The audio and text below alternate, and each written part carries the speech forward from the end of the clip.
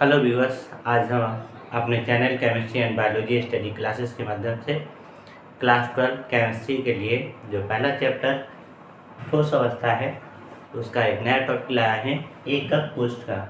एकक कोशिका किसे कहते हैं, एकक कोशिका में उपस्थित अवयव कण की क्या स्थिति होती है और इनका आधार पर एकक कोशिका कितने प्रकार की होती है। साथ साथ एकक कोशिका में उपस्थित कणों का योगदान पर आज चर्चा करेंगे। तो चलिए वीडियो स्टार्ट करते हैं। तो पहला है, एकक कोशिका या यूनिट सेल किसे कहते हैं। तो क्रिस्टल जालक का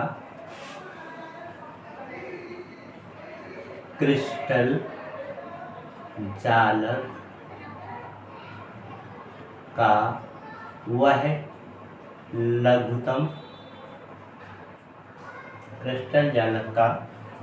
लघुतम भाग या इकाई जिसे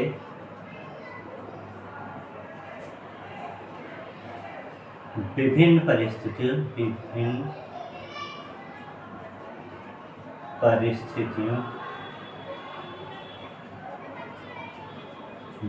परिस्थितियों में या दशाओं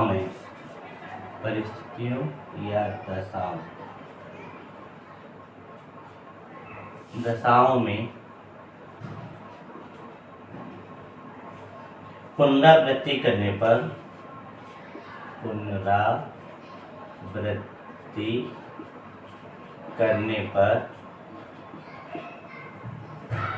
पूर्ण जालक की उत्पत्ति होती है। पूर्ण जालक की उत्पत्ति होती है।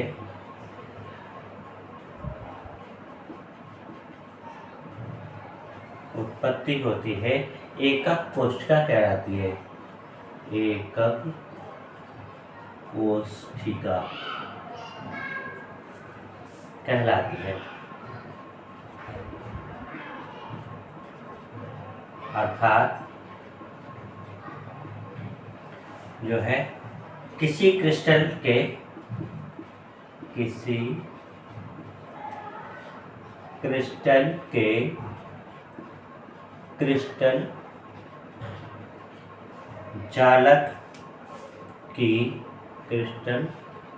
जालक की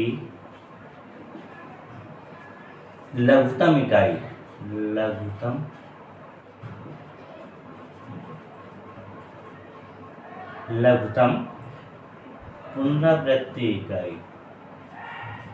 पुनरावृत्ति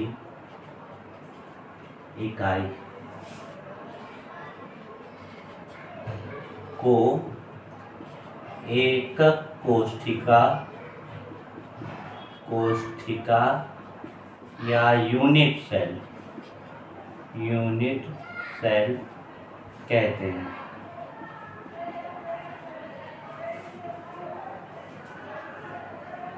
एकक कोशिका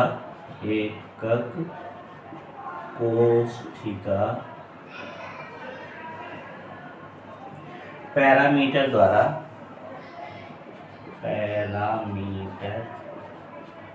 द्वारा अभिलक्षणिक होती है।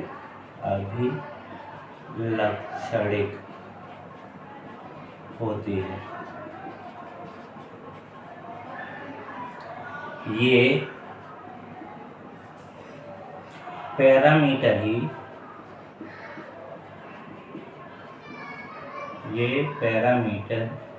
ही एकक कोशिका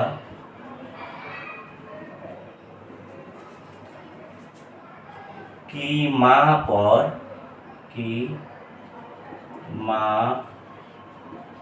और आकृति निर्धारित करती है।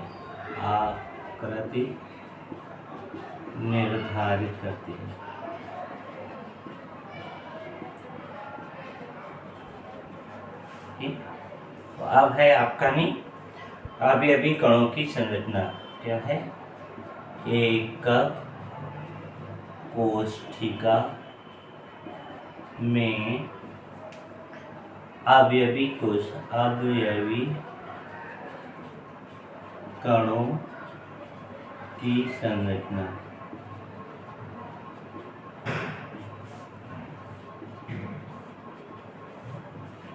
तो एकक कोशिकाओं को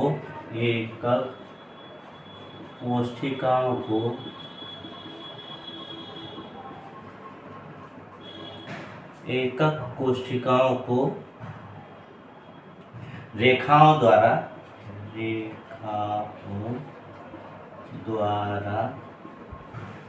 एकक कोशिकाओं को रेखाओं द्वारा जुड़े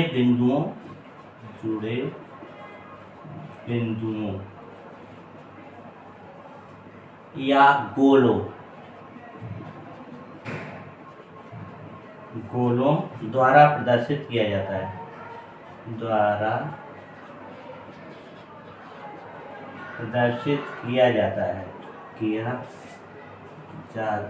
है।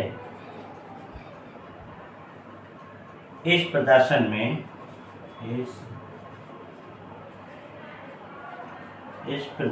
में बिंदु अवयवी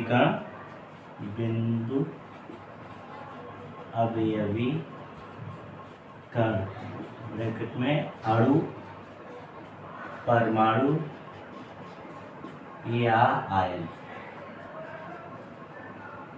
तो अवयवी कण ये तीन हैं, अणु, परमाणु या आयन को प्रदर्शित करते हैं।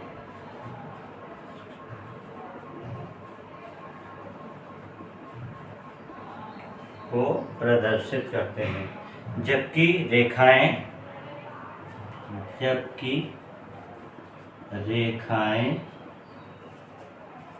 क्रिस्टल की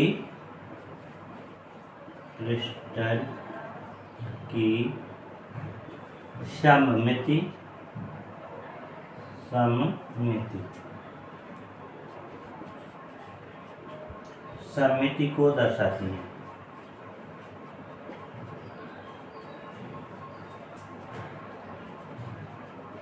ये संरचनाएं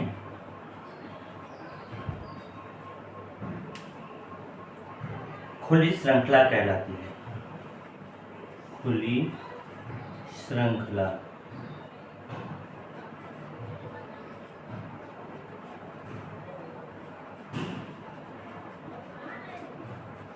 है। तो ये आपके लिए एकक कोशिका और अवयवी कणों की संरचना हो गई है। अब हम इस पर आगे चर्चा करते हैं कि अवयवी कणों की संरचना के आधार पर जो है इसके प्रकार कितने होते हैं एकक कोशिका के। तो ये एकक कोशिका के प्रकार यानी अवयवी कणों की स्थिति के आधार पर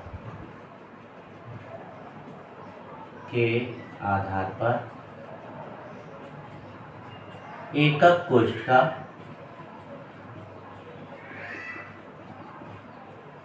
तीन प्रकार की होती है।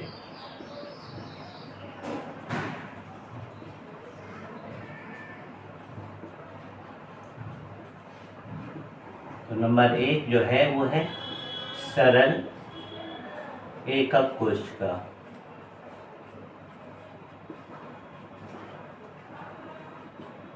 तो इसमें अवयवी कण कोनों पर स्थित होते हैं,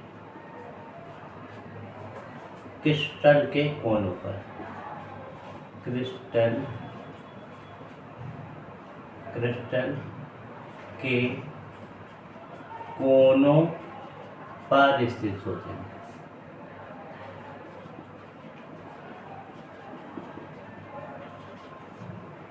ये वर्ग या आयत संरचना बनाते हैं।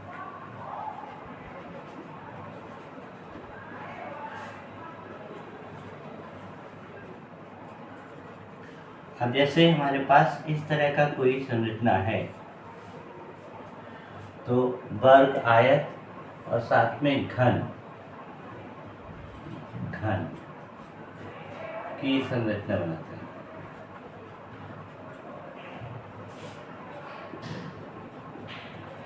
अब जैसे ये है तो इसमें इन कोनों पर जो स्थित होते हैं ये होंगे। अब या आपके पास ये घन है इस तरह का हमारे पास, तो इस घन के जो कोने हैं इन कोनों पर जो आपके अवयवीकरण स्थित होते हैं तो इसे कहते हैं सरल एकक कोष्ठक। दूसरी है जो आपका फलक केंद्रित एकक कोष्ठक।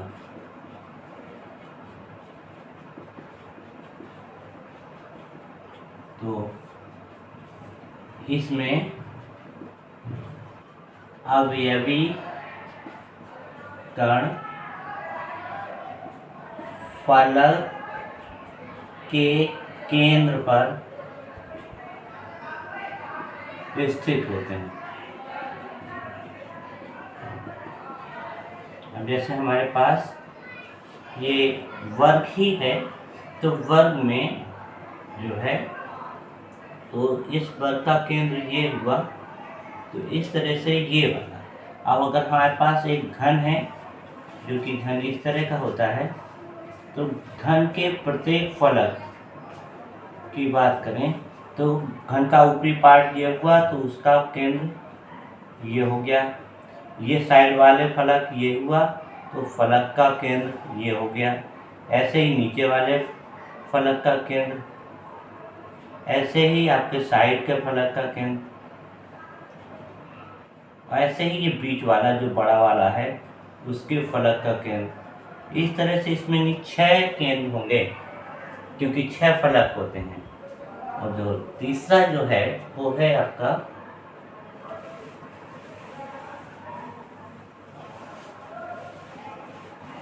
तीसरा है अंतःफलक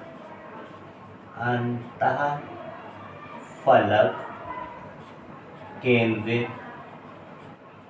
एकक कोशिका।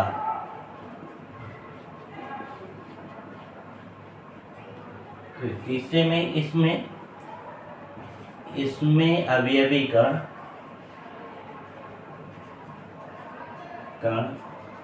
सभी फलकों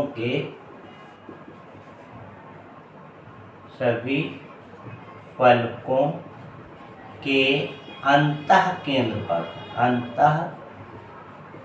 केंद्र पर स्थित होता है।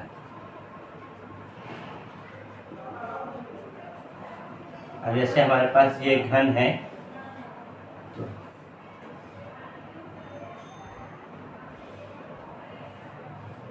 इस तरह से हमारा घन है और घन का अंतःफलक यानी सभी के कोने से, एक कोने से नहीं बल्कि सभी के जितने भी उसके फलक के केंद्र हैं सभी के कोने से जो आपके नहीं आएंगे, बीच में जो आएगा वो अंतः केंद्रित आपका एकक कोशिका कहलाएगी। अब हम इन केंद्र पर स्थित अवयवी कणों के योगदान का अध्ययन करते हैं। अब एकक कोशिका में उपस्थित कणों का योगदान क्या होता है उस पर थोड़ा सा डिस्कशन करते हैं। तो कणों में उपस्थित जो कोने पर जितने भी आपके एकक कोशिकाएं होती हैं उसमें घन हो चाहे आयत हो या वर्ग हो, उन पे जो कण उपस्थित होते हैं उनकी स्थिति के आधार पर 4 प्रकार के कण होते हैं और चारों के आधार पर अलग अलग योगदान होता है। जैसे कोनों पर उपस्थित एक परमाणु या कण जालक में उपस्थित 8 एकक कोशिका के साथ बराबर की साझेदारी करता है। यानी आपके पास जो घन है, घन हमारा इस तरह से मानते हैं अगर है तो इसके कोने कितने होते हैं 1 2 3 4 5 6 7 8, इस तरह से इसमें 8 कोने हैं। तो अगर 8 कोने हैं तो स्थिति जो है बराबर के इस साझे की स्थिति होती है, जिससे कोनों पर स्थित प्रत्येक परमाणु या कण का एकक कोशिका के प्रति योगदान जो होता है वो 1/8 का होता है। 8 कोने हैं, योगदान 1/8 का। फिर है फलक के मध्य स्थित परमाणु उभय फलक वाली 2 संरचनाएं कहलाती हैं। तो उभय संरचना वाली दो फलक वाली जो होती हैं, उभय फलक वाली दो एकक कोष्ठ के साथ बराबर के साझे की स्थिति होती है। अतः फलक पर स्थित परमाणु का एकक कोष्ठक के प्रति 1/2 का योगदान होता है। अब फलक का मतलब है कि ये जो आपका है, इसमें एक ये हिस्सा एक फलक कहलाएगा। तो इस तरह से इसमें कितने फलकें होती हैं? 6। योगदान कितना है? 1/2 का। तो प्रत्येक जो होगा उसका मतलब है 3 कणों का योगदान होगा। तो इसका प्रत्येक के प्रति कितना योगदान है? 1/2 का।